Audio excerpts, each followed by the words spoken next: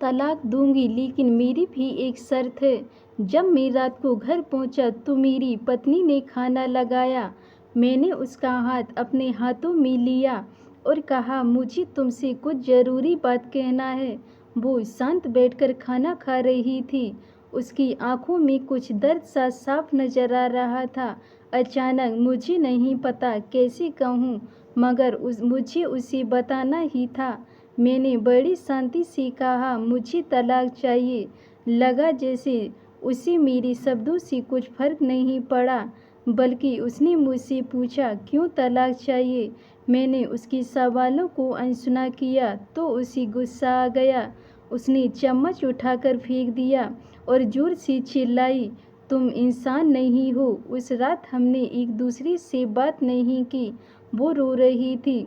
मुझे पता था कि वो जानना चाहती थी कि आखिर ऐसा क्या हुआ जो हमारा रिश्ता टूटने की कगार पर आ गया, पर मेरे लिए उसके सवालों का जवाब दे पाना नामुमकिन था। मैं अब किसी और से, मधु नाम था उसका, प्यार करने लगा हूँ। अब मुझे उससे प्यार नहीं रहा। मैंने उसे उसके बरसों के प्यार की सज़ा दी थी। भरे मन से मैंने तलाक के पेपर तैयार किए। उसमें लिखा था कि वह पूरा घर, कार और कंपनी की 30% शेयर से ले सकती है इस तलाक के बदले में। लेकिन उसने उन पेपर्स को देखा और उनके टुकड़े टुकड़े कर दिए।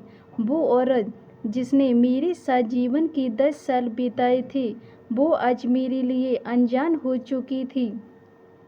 मुझे इन 10 सालों का जो उसने मेरे लिए बर्बाद किए, मगर मैं क्या करूं, जो हो चुका उसी में बदल नहीं सकता था, क्योंकि मैं किसी और से, अपनी पत्नी से भी ज़्यादा प्यार करने लगा था।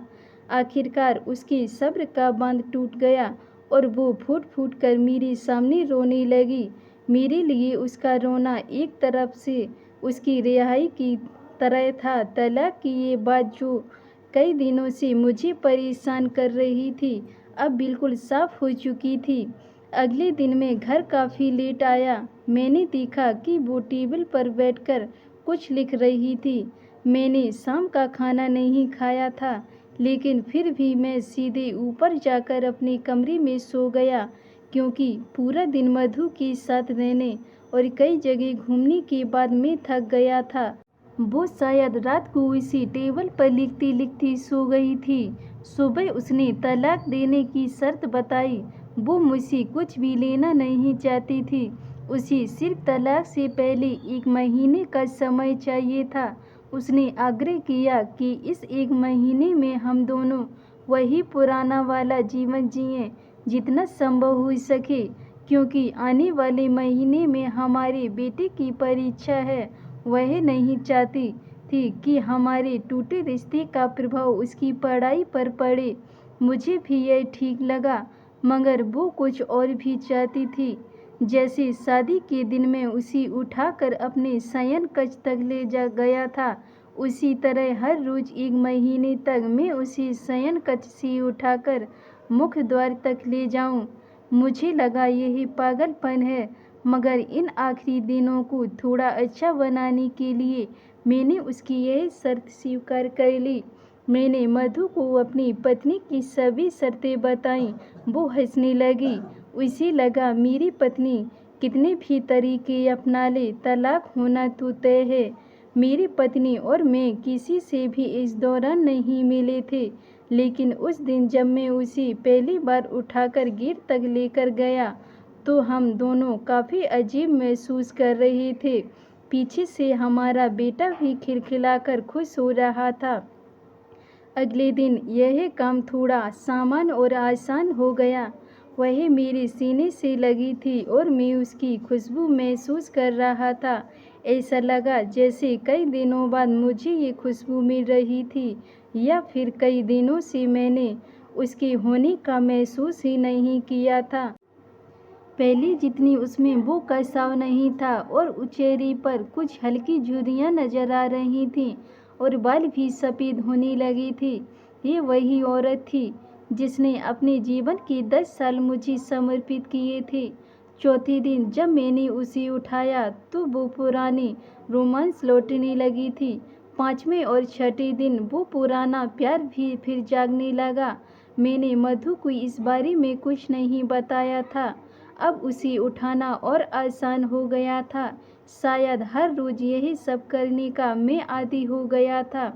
एक दिन वह अपनी पसंद की साड़ी निकाल रही थी, लेकिन कुछ खास नहीं ढूंढ पाई।